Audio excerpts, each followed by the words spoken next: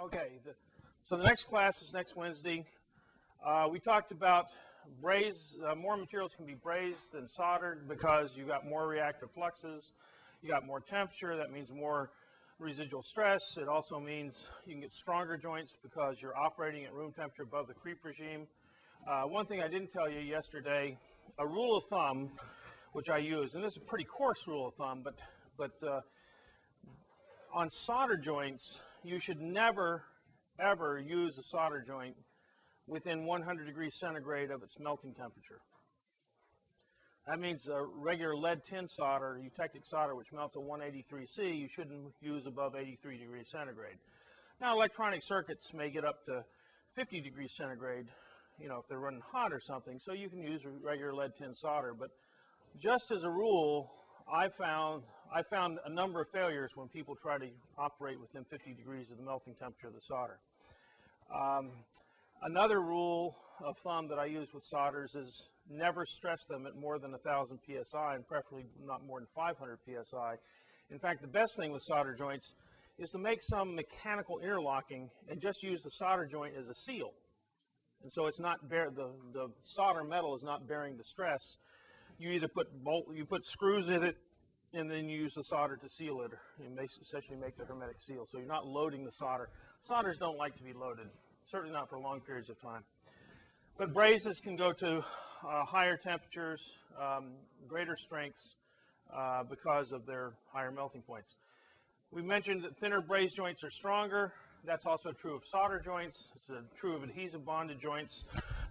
But there are limits, and those limits are about a half a thousandth, 5/10,000ths of an inch. You start getting much smaller than that, and the joints are getting so thin, the precision of machining and just being able to put the joints together gets to be a problem, aside from the cost of machining them that precisely. But you end up introducing voids. It's hard for the material to flow into joints that thin without some voids and stuff. The joints are stronger, particularly in tension, due to contact strengthening, but they perform better in general the thinner they are. Okay, so that's it for braze joints. And now we want to go to fusion welding processes, which we started a little bit yesterday. The fusion welding processes go all the way from oxyacetylene welding, where I essentially use a flame to melt the material, to at the far end, laser and electron beam welding.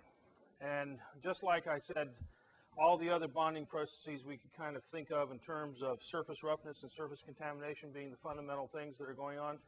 In fusion welding, we're interested in heating the material to melt it. And in general, not always, but in most cases, we're doing surface heating. And for surface heating, it's useful to think of things in terms of watts per square centimeter.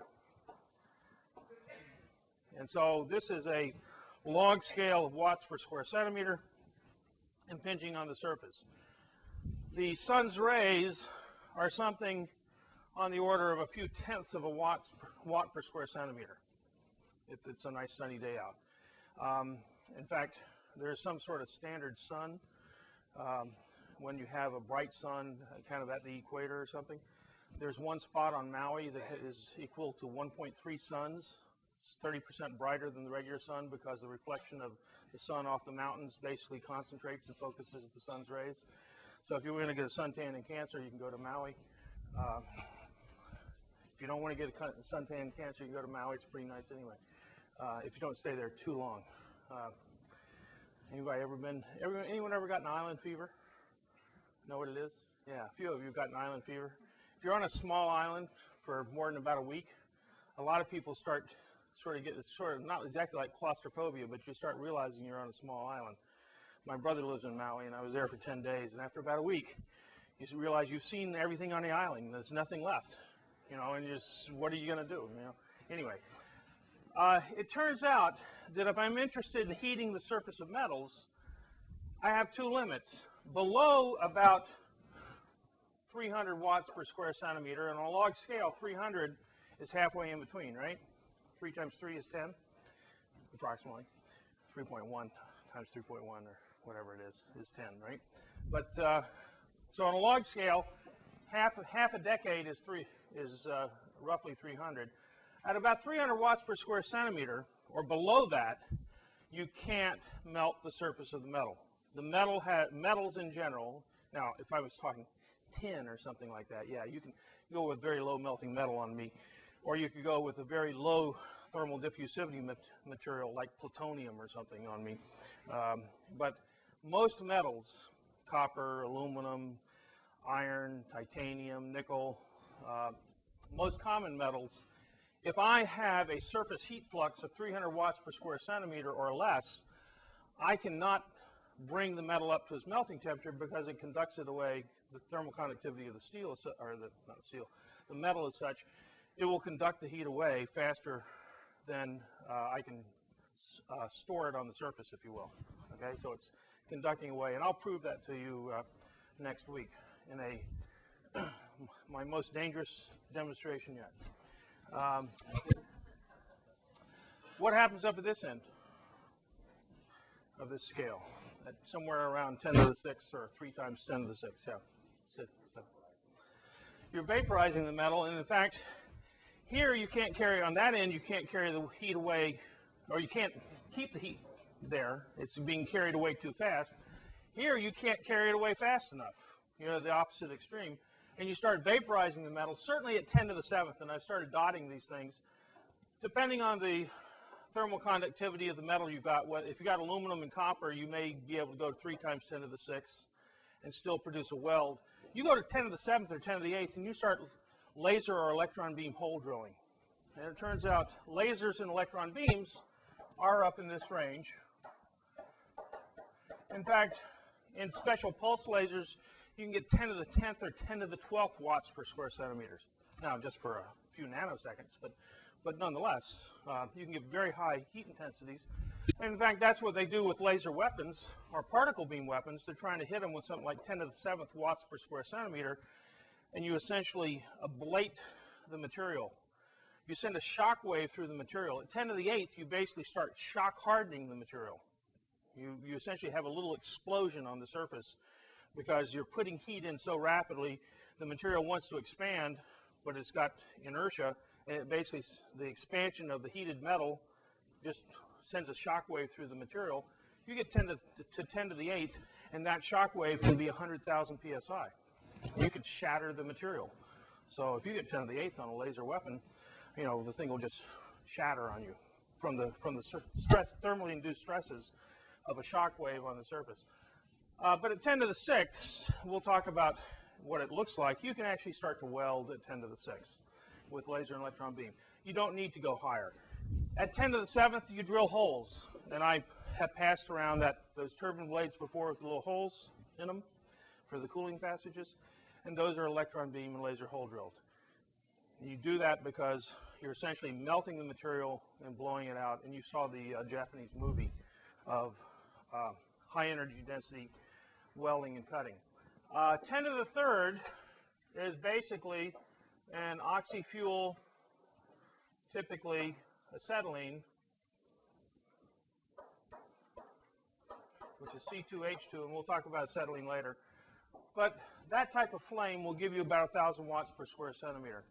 To give you an idea, over here you may have a open flame, and we're going to talk about what we mean by that, but an open flame, or somewhere in here, you could have a air fuel flame, like a little propane torch, okay? Now, it turns out that a semiconductor chip will run at about 10 to 30 watts per square centimeter if it's really humming. So it's basically similar to having a propane torch on the backside of the semiconductor. Here we have arcs, electric arcs, at around 10 to the 4th. And we have resistance welding in here, which is where you pass the high current between two sheets. Resistance welding is a little bit unique because it's not a surface heating process, but I'm going to talk about other things, and you can place resistance welding in here. You can also place oxyacetylene cutting processes as having some sort of equivalent heat intensity in this regime. And we'll talk about that because those are really volumetric heating processes as opposed to surface heating processes. But in any case, every fusion welding process can be put on this graph somewhere. In fact, 8 or 10 years ago, when peace was breaking out and everything, they were trying to, the Defense Department was trying to figure out what to do with the $500 million they had spent developing particle beam weapons.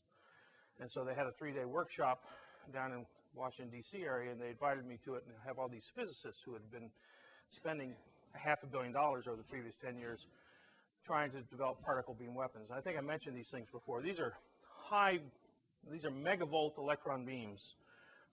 They built some of them up to 45 million electron volts.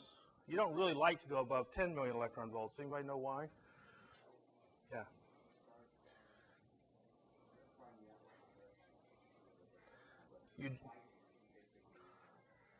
Well, actually, you hopefully do that at lower voltages. The real problem with 10 megavolts is you're above what's called the activation limit, and you start turning non-radioactive material into radioactive material. Okay, you've got enough electron energy that you start transmuting the nucleus of the atoms that you're hitting. But actually, what you're talking about, what Stefan's talking about, they actually wanted, and that was part of the theory. They originally started developing these electron beams in a vacuum. I guess there's a little pun on that, but anyway, maybe the vacuum of the mind. But the idea was that they could shoot them 30 miles through the air, and the reason you could do that through the air, because you've got all these gas molecules, is you basically would expand the gas, the heating of the air, and the gas would expand, and it would essentially rarefy the air, and you'd be able to essentially drill a hole through the air for 30 miles. And there's a certain amount of truth to that. The problem is there's something called the hose instability. I may have mentioned this before. Did I mention this? How the base is like a garden hose. And so you could actually probably propagate one of these beams for 30 miles, but you didn't know where it was going to hit. So you had to have your target run into the beam as opposed to your beam running into the target. And not all the enemy is that cooperative. So they're trying to find something to do with this. And it turns out they could generate power densities here or above. And they thought, well, maybe we could weld submarines together. And I went down and I gave this type of presentation, kind of today's presentation, to these physicists to explain how if you're going to try to do fusion welding, it has to lie somewhere on this graph. Now, if I think about it, so really I'm talking about somewhere in this regime, all fusion welding processes have to lie. We have, as we go across here, increasing heating efficiency.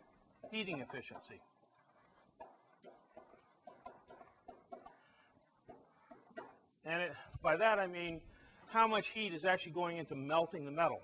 I want to melt metal. I'm not interested in just preheating the base material in most cases.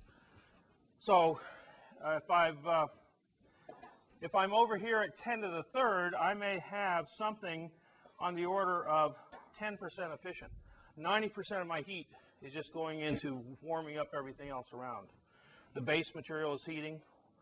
Obviously, if I put in heat very, very slowly, the heat's diffusing away at the same time that I'm trying to reach melting at the localized spot. And so I'm preheating all the surrounding material. The lower the heat intensity, the more material I preheat, and the lower the efficiency. So about 90% of the heat energy is wasted down at this end. Up at this end, you're about 99% efficient in terms of the melting.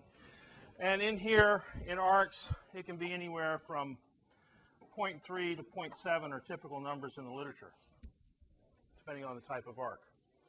Now, if I have increasing heating efficiency, I also have decreasing heat affected zone size, right?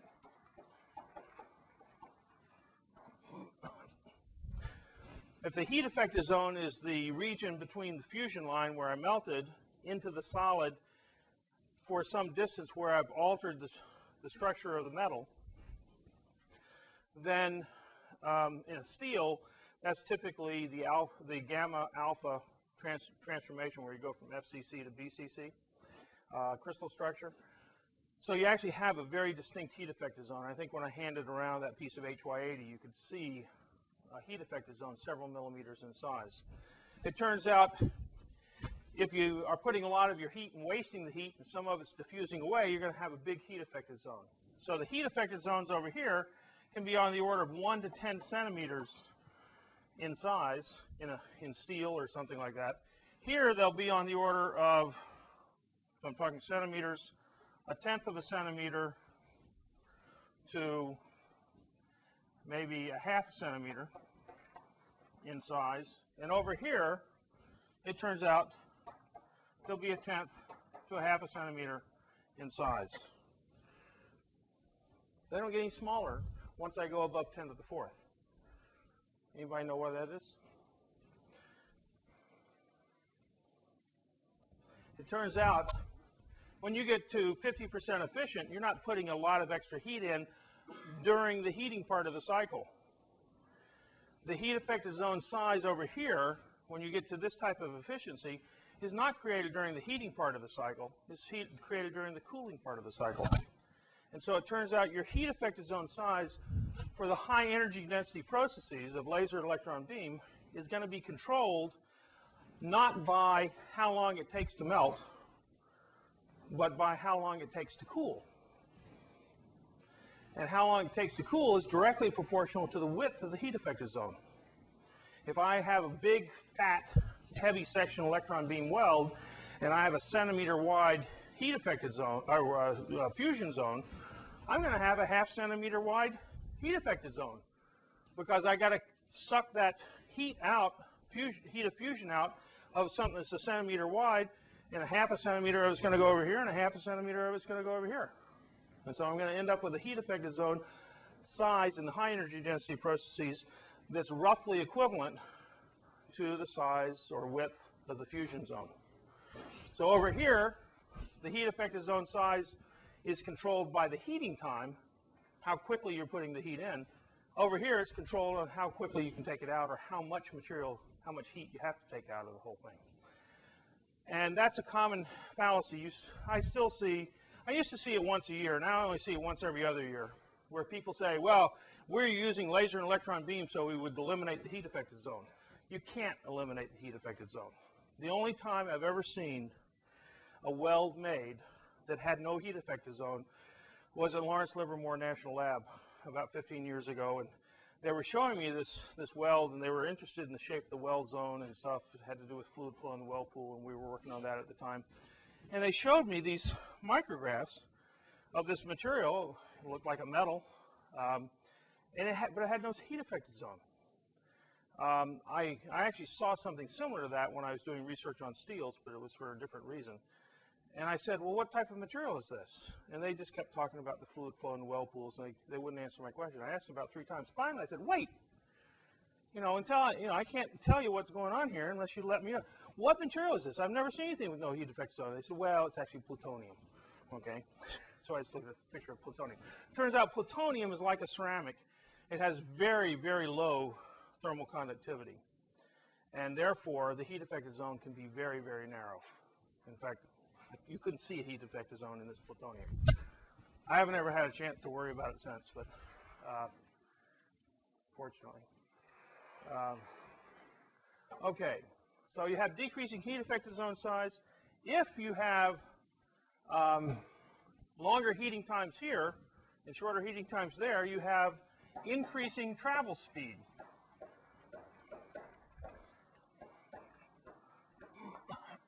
As I go across here. So all this stuff is, as I'm moving from your left to your right across this one-dimensional diagram, we're going to have increasing travel speed. And typical travel speed for something at 10 to the 3rd might be 1/10 of a centimeter per second.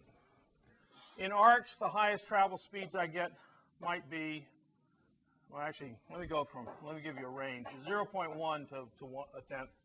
In arcs, it might be 0.1 to 1. And for lasers and electron beams, it turns out it can be as high as 100, let's say. centimeters per second.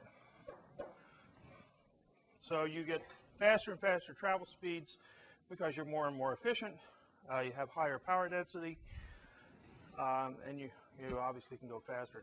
Now, if I start thinking about this, and I say, well, gee, let's say my weld pool is 1 centimeter in size.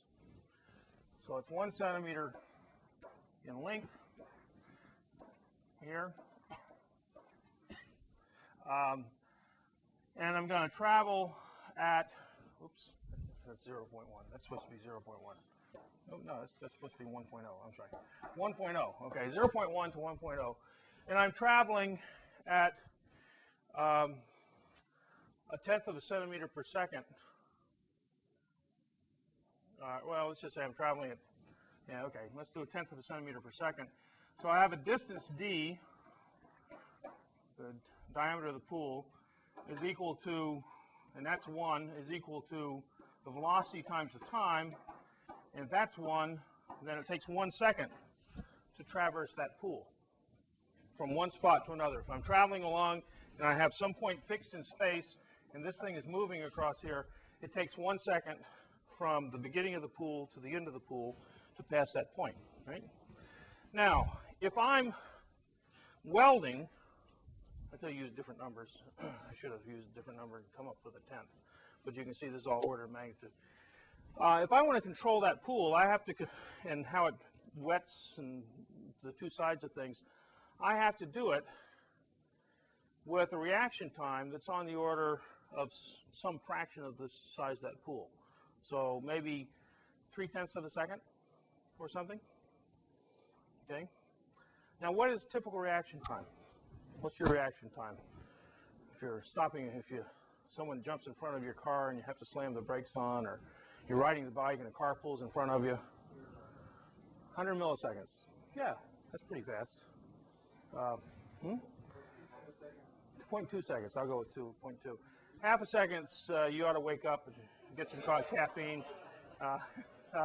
No, over the Science Museum, they used to have a little display, and then basically a light would come on, and then you had to hit a button, and it would time you.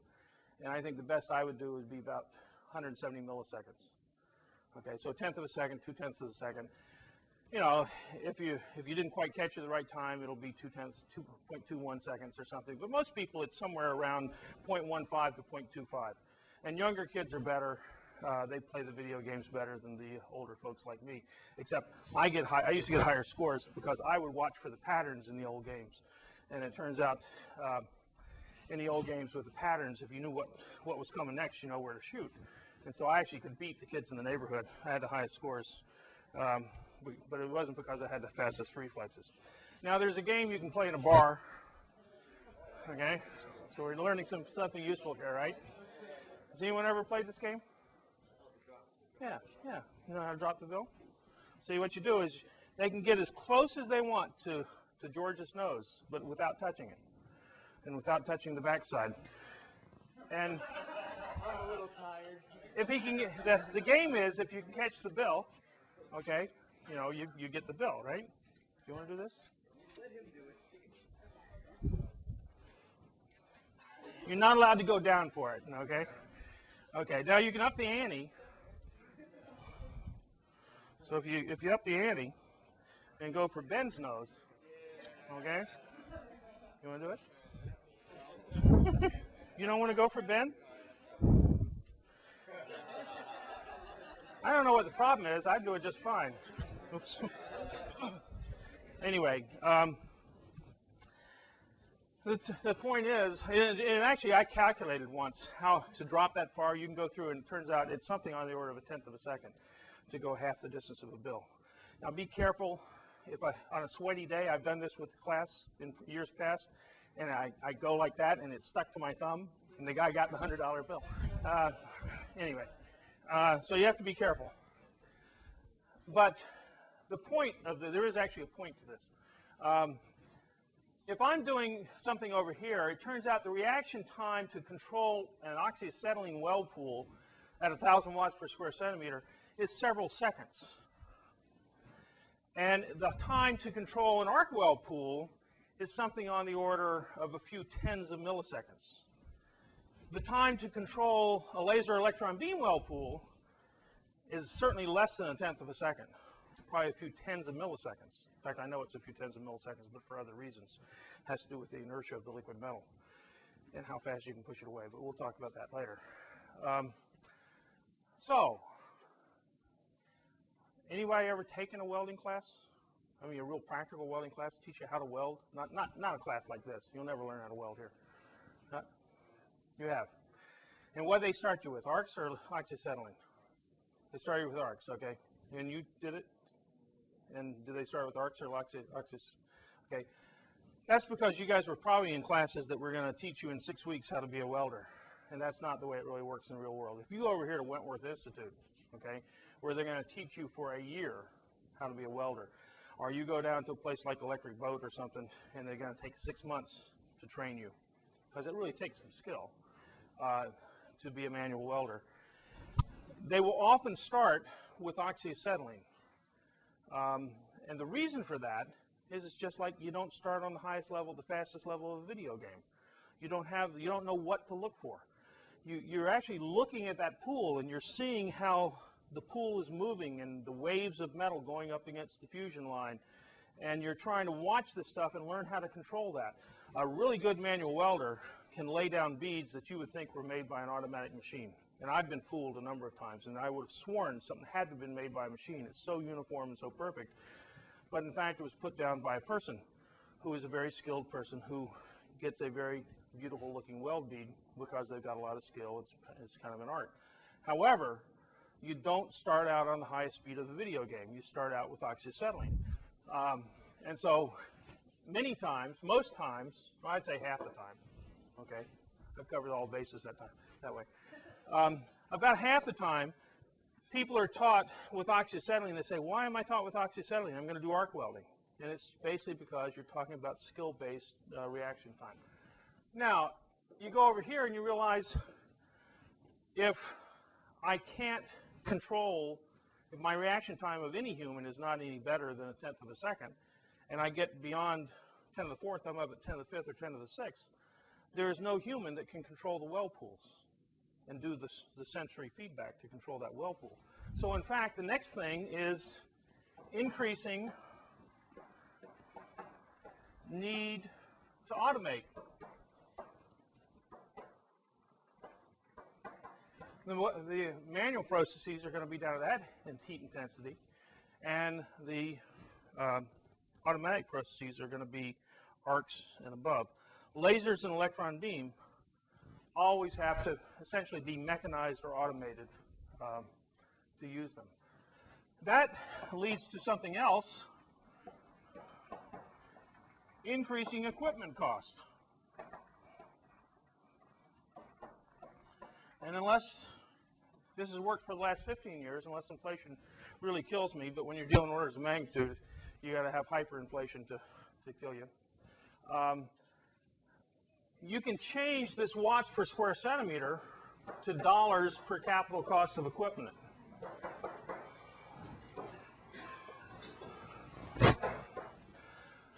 I can get into the oxyacetylene welding business for $300-400 bucks, certainly $1,000 bucks. I can buy tanks, cylinders of gas, acetylene, oxygen. I can buy a torch. I mean, good torch setup, just the torch and the regulators can cost you $400 bucks. And you pay 70 bucks for a cart, and you buy or rent your tanks, and then you get yourself your leathers and your hood and everything else. You'll spend $1,000 for a process that'll give you 1,000 watts per square centimeter. An arc welding setup, yeah, you can go buy an arc welding setup at Sears for $1,000 bucks, and that's the quality of weld you'll produce. But if you really want to do real production welding, it's going to cost something on the order of $10,000 for the wire feeder, the power supply, the regulators for the gas, the helmet, and all the other stuff that you're going to have. Okay? If I want to do laser electron beam, it's true, I can get a laser welder, 5 kilowatt lasers nowadays for 100 grand. But once I add all the automation and the safety equipment and everything else, you're going to be up to $500,000 or $1 million. An electron beam, The smallest electron beam welder I know that you can get is about $500,000, but then when you add all the other stuff, it's on the order of $1 million. And the big systems are going to can be $10 million for those laser and electron beam systems in the automotive industry. But order of magnitude, it's dollars per capital cost. Now you get to go faster, okay, for that, and hopefully the extra cost of capital equipment ends up paying for being paid for by the fact that you can go faster. But it turns out this also leads to increasing production volume requirements.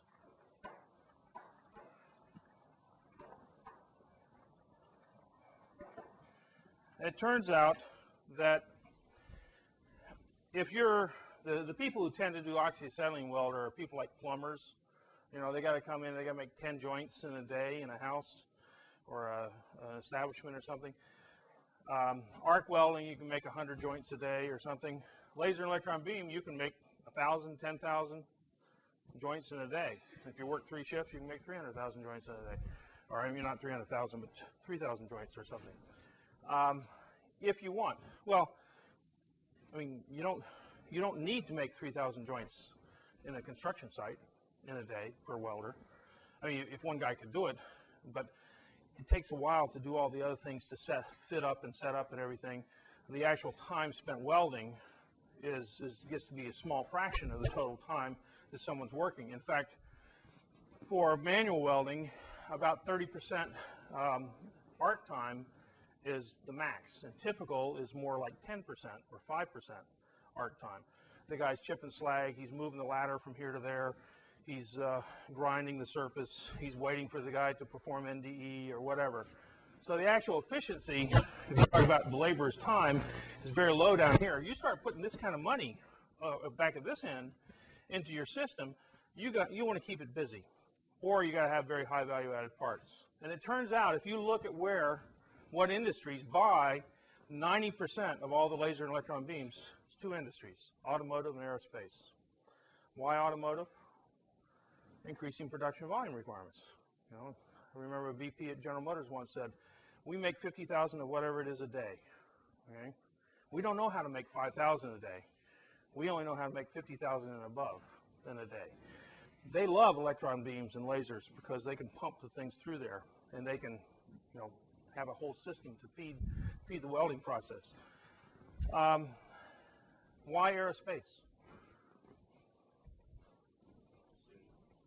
Precision, exactly, and high value additive parts. I mean, you got to be able to pay for this. So there's 2 ways to pay for this.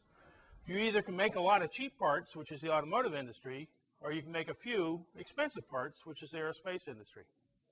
There are some things that you can only do, some types of welds that can only be done by laser and electron beam in terms of the precision, the lack of distortion, the access and deep penetration, which actually adds another thing on this, is increasing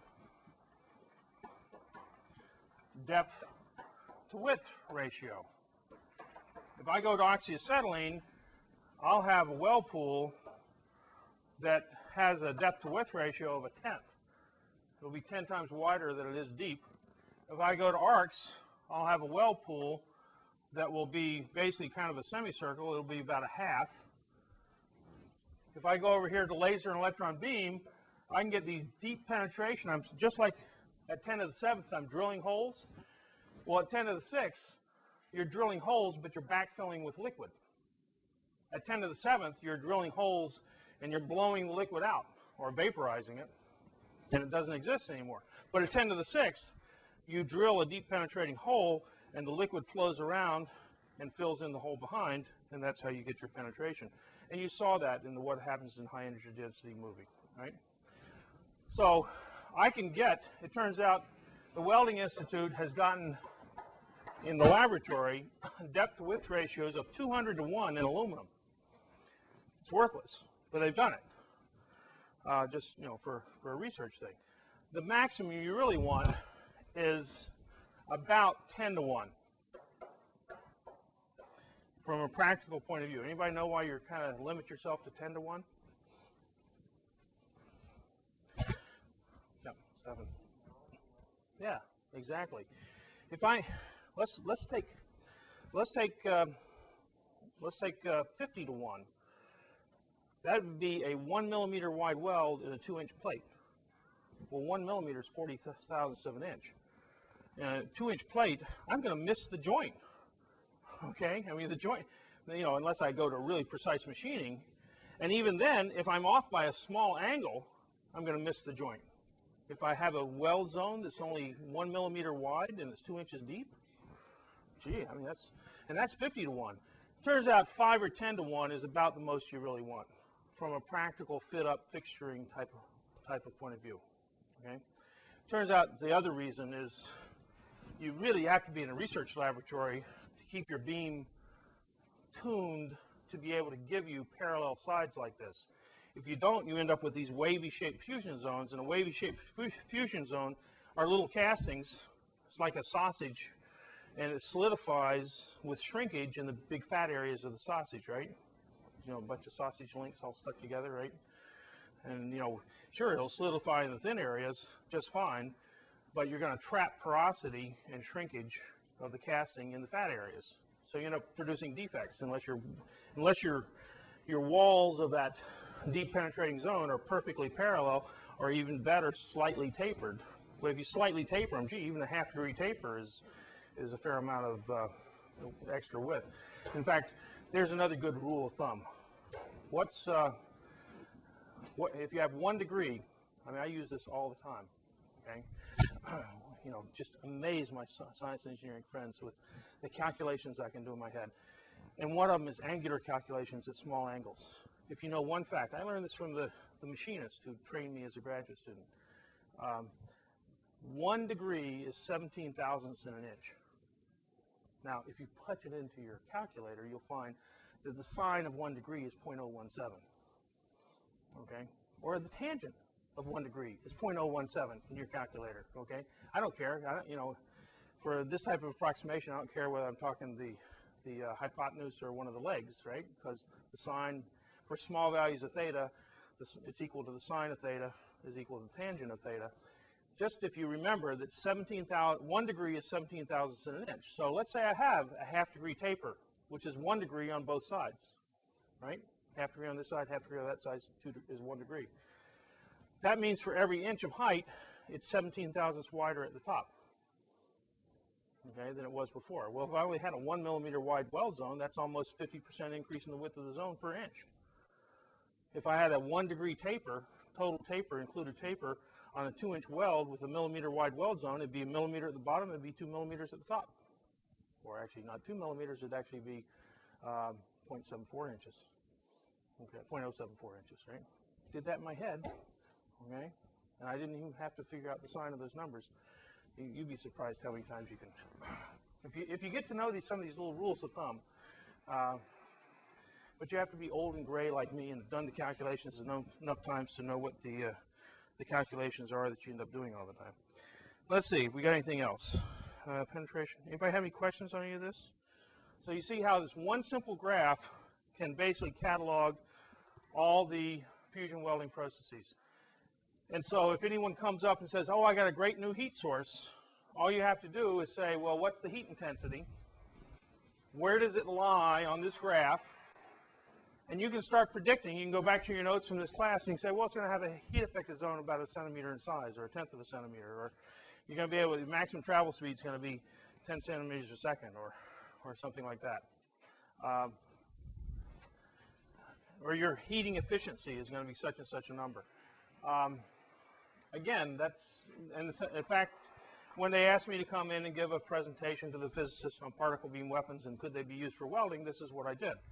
And I said, well, what are your heat intensities? Oh, well, we can get a lot higher than that. I said, well, I don't want to. Okay, I don't need to.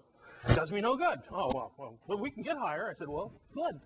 You know, if you want to drill a hole in the submarine, you know, that's fine. So anyway, you have to bring it back to reality there. Now, the bigger problem with particle beam weapons, aside from the fact they didn't work, actually, it was a physics project, right? In fact, actually I have an overhead to that effect.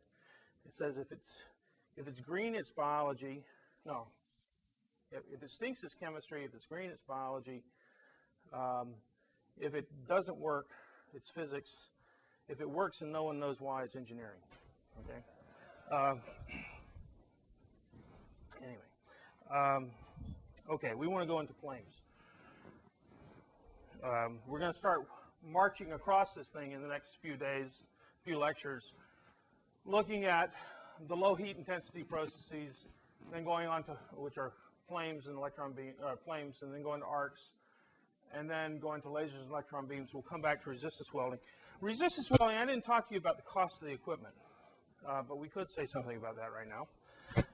It turns out resistance welding doesn't follow, is the only thing that doesn't follow this dollars per capital cost of equipment on the log scale. I can get a resistance welding machine for $10,000, even though it gives me the equivalent of 100,000 watts per square centimeter. And you say, well, it's not a surface heating process. How can you say it's the equivalent?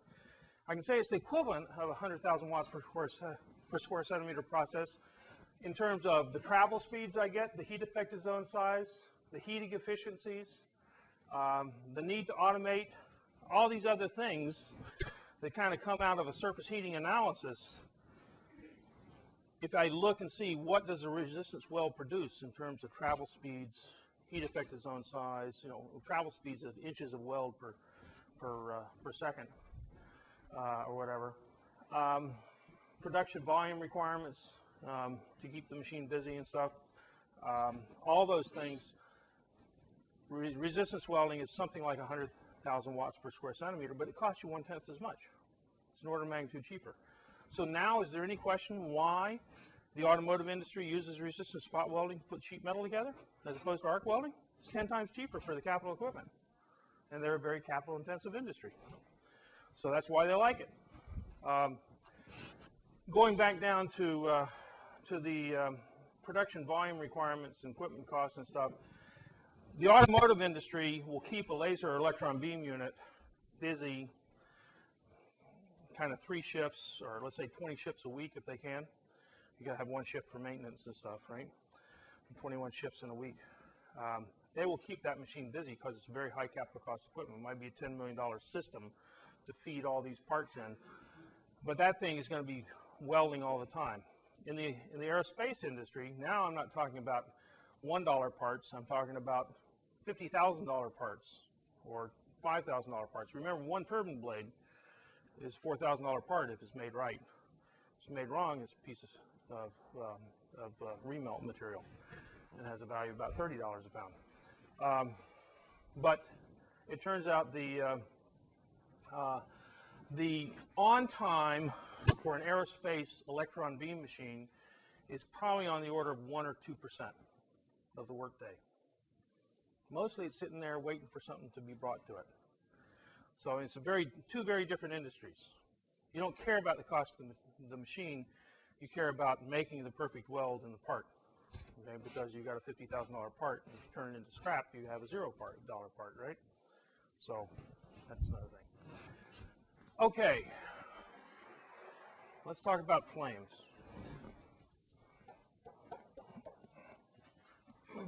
And I mentioned that an oxyacetylene flame is about 1,000 watts per square centimeter. Different fuels burn at different temperatures, and the things that are important are the enthalpy of the reaction. How much heat does it give off?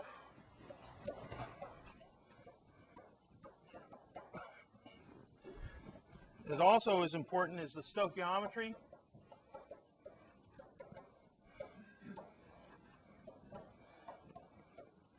Of the oxygen to fuel ratio. And the third thing that is critical is the presence of inerts, such as nitrogen and air.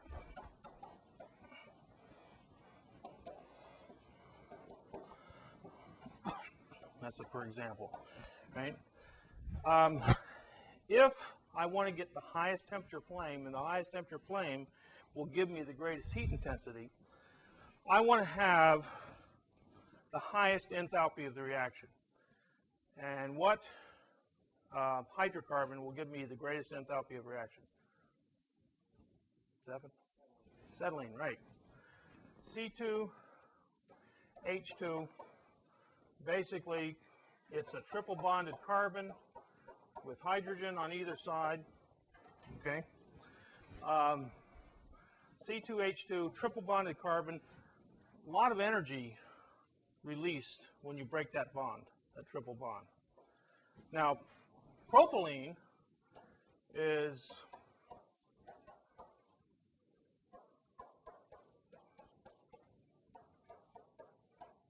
or actually this is propadiene, or no, I have to go back and look. No, this is yeah, this is propadiene. This is propadiene, which is basically C3H4, and it's got a fairly high, but basically as you go to bigger and bigger, more complex hydrocarbons, they all start averaging out to the same thing. Gasoline per carbon atom doesn't have a whole lot different energy content, BTUs per pound, if you will, than does polyethylene. Or you can go to a very heavy hydrocarbon, tar. You know, it's harder to pump the tar unless you get it hot. But basically, acetylene has, I think it's about a 30% higher BTUs per pound than most of your other garden variety hydrocarbons. So you want a good enthalpy of the reaction. You can get greater enthalpies than acetylene. Anybody know things that are not hydrocarbon based? Probably not. There's C2N2, and that's called cyanogen. And if I actually can find, I had a student once who got very interested in this. He was nuclear engineering. He went and looked it up. It's somewhere in here, if I forgot to look for it this morning. I still have the sheet that he brought back to me about cyanogen and what it is. I think he just looked in the CRC handbook or something. But basically, I think here it is. If you looked up, there's also hydrazine, H2N2.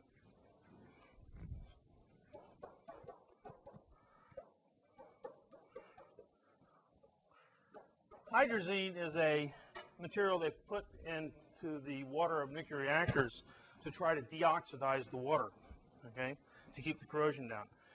So cyanogen, C2N2 is cyanogen or oxalodinitrile, okay?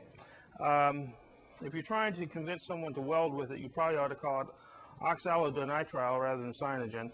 The dictionary says it's a rocket propellant, fumigant, military poison gas, and welding gas. It is a welding gas, so you know. However, I don't know, I've never met anybody who's ever used it.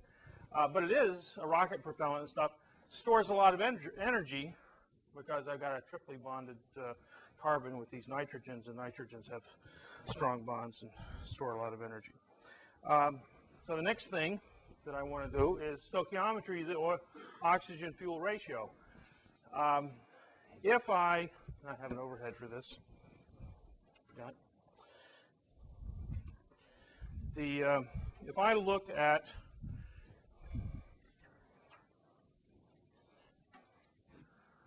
this, comes out of the Welding handbook, even though I don't believe in the Welding handbook very much. This is the fuel and mixture by volume from 0 to 100%. This is the normal combustion velocity. Over here I have BTUs per square foot per second, BTUs per square foot per second. But in any case, in every case, I have a stoichiometric mixture, and I have a burning velocity, or I have a BTUs that are being given off. The stoichiometric mixture is near the peak of these things, and as I get to a different ratio, too much fuel or too little fuel, this is a rich mixture, this is a lean mixture over here, I'm going to drop the temperature dramatically. Or whether it's temperature or burning velocity, if you apply temperature, you can see similar types of things. Different hydrocarbons are going to have different things. Here's propane, methane, acetylene, hydrogen, which has no carbon, so you're essentially marching from 3 carbons to 1 carbon, to 2 triple bonded carbons to all hydrogen. Okay, and this is, what is this? I don't even know what that is. But in any case, big sharp peaks. You've got, to get the highest temperature, you got to be near stoichiometry. Otherwise, all you're doing is, if you're rich, you have a lot of unburned fuel. And it's basically like inerts. The heat of reaction, let's say you've got 20% of your atoms reacting, the other 80% is just bagging, so that 20% has to use this enthalpy to heat up. And so it's going to drop the temperature, the maximum temperature you can get, because you don't have all the atoms participating in the reaction. This is like, sort of like society and welfare, right? How many people are on welfare? How many people are working and paying the bills? If everybody's working, you get the highest temperature, the greatest productivity. If you got a lot of people who are basically living off the rest of the society, the inerts, then you've got a problem here in terms of trying to get high productivity or high temperature. I think Greg can have a little silver commentary. In any case, that also means that an air-fuel mixture, if I go back to this guy over here, an air-fuel mixture has about an order of magnitude lower heat intensity than an oxy-fuel mixture. If I use pure oxygen to burn and have no nitrogen around, I can get about 10 times the heat intensity. Now, it's not really 10 times the temperature, it's only about double the temperature. But for other reasons that we'll go over next time, the combustion intensity is a complex function of the temperature, the velocity of the gas, and other things. So we'll cover that next Wednesday. Thanks.